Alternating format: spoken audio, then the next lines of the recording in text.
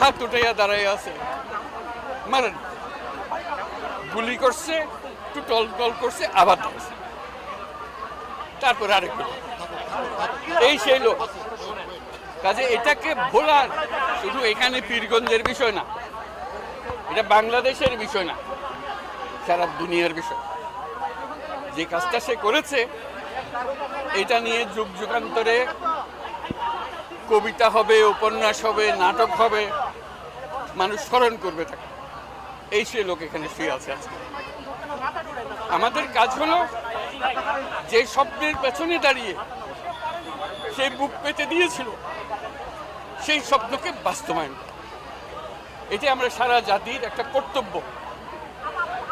আমরা শুধু এখানে এসে কবর জিয়ারত করলাম, চলে গেলাম, তা না। এটা সারা জাতিকে আমরা বলতে চাই যে লক্ষ্য নিয়ে